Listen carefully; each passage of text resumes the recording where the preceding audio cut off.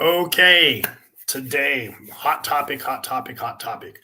We're going to talk about if you are out on the market right now and looking to get your offer accepted to buy a house. We're going to talk about some of the biggest things you can do to help get your offer accepted and talk about a few different things: pre-qual versus a pre-approval versus what's called an underwritten, TBD or mortgage assured, something of that nature, full blown approval and how that looks. So, first thing I want to talk about, and I've talked about this in the past a little bit, stop trying to treat or stop treating your home loan process or the pre approval process like you're going through a fast food drive through.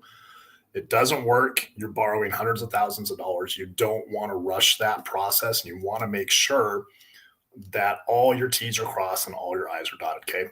Everybody's different. This week alone, we've had someone who, piece of cake, W 2 employee, they get paid once a month salary, no problem at all. They've got lots of money saved up at the bank. We know exactly where down payments come from. No big deal at all. Second person, self employed, has three different businesses, has five different rental properties. So we have to get information on all those different things to be able to precisely and properly calculate income and do some things. So, number one, stop treating your pre approval like you're going through McDonald's drive through and getting a number three. Fast food's not good for you, anyways. Okay, so let's talk about the difference between a pre-qual versus a pre-approval versus what's called a TBD underwrite or a mortgage assured or an underwritten approval. Okay, so first and foremost, a pre-qual, not worth the paper it's written on, guys. It's not in any market right now in the US. Every single market is very competitive. We've talked about this before with the inventory that's going on. You're going, it's not uncommon to have maybe 4 or 5 offers on that house. Heck, we've seen as many as 15, 20 offers. So, what can you do to stand out? So, first of all, pre-qual is you're picking up the phone and you're talking to a mortgage lender and basically, hey, I think my credit's about a 720. I have this car payment a month. I have these 2 credit card payments a month, and I make this much money a month, and I'm paid hourly, this much money per hour. Cool. Based on what you told me, sounds like you would qualify for this much. Okay. Not worth the paper it's written on, guys.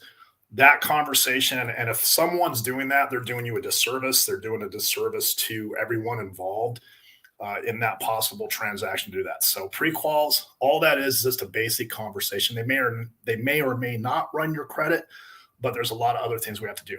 Okay, so a pre-approval is you're taking that one step further. You're actually having your credit pulled.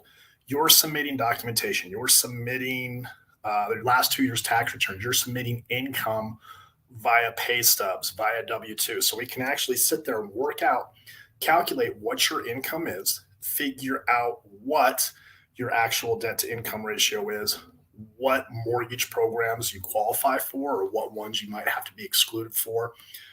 If needed, where your down payment is coming from, if you need reserves, those are required for different types of transactions that could possibly be doing with that. So pre approval is one step further. We're actually pulling credit for you.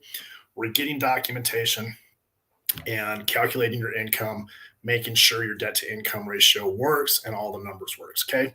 Most of the time, that's going to be pretty good. However, in the past year or so in our competitive market, we want to take it one step further. We want to really help you stand out amongst others. So, how do we do that?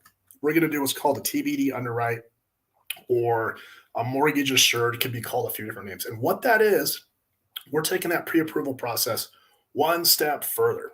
And what we're doing is we're actually packaging your file together, just like we would if you got into contract on a home. But instead of waiting for you to get into contract on that home, we're going to package that up, actually have a human being underwriter review that file, double check our income calculations, make sure that where your down payment or other reserves or cash to close information that is coming from is allowable.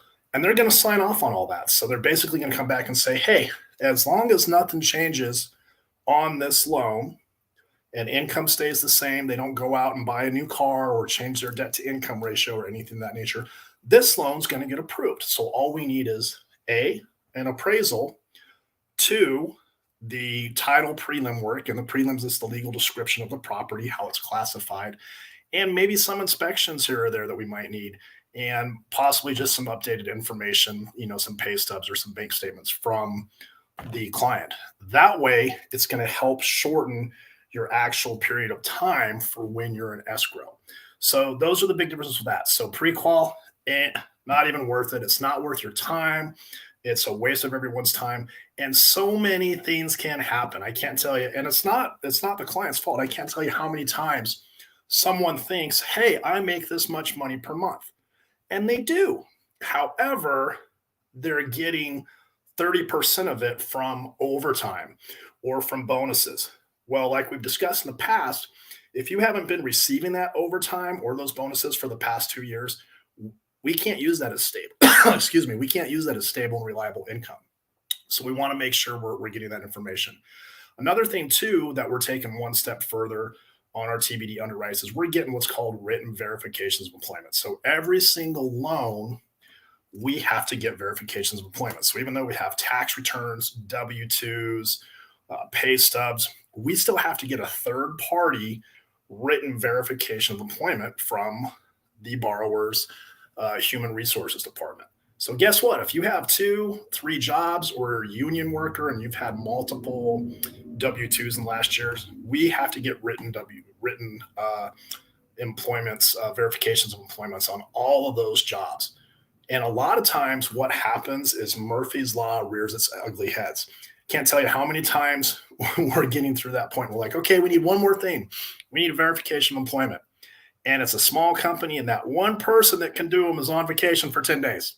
So we want to do a lot of that stuff up front. Now, here's the deal. Does it take a little bit longer? Yeah, it takes a few days longer. Sometimes could take 4 or 5 days longer, depending on what your current situation is. But here's the deal.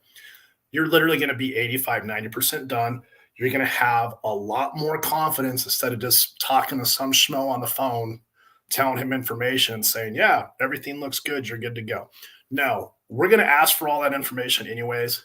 If you're serious about it, get it done up front, have a little bit of patience, make sure the numbers work correctly for you and your family, and also plan on, eliminating as many contingencies as you can. Plan on possible appraisal gap situations, things like that.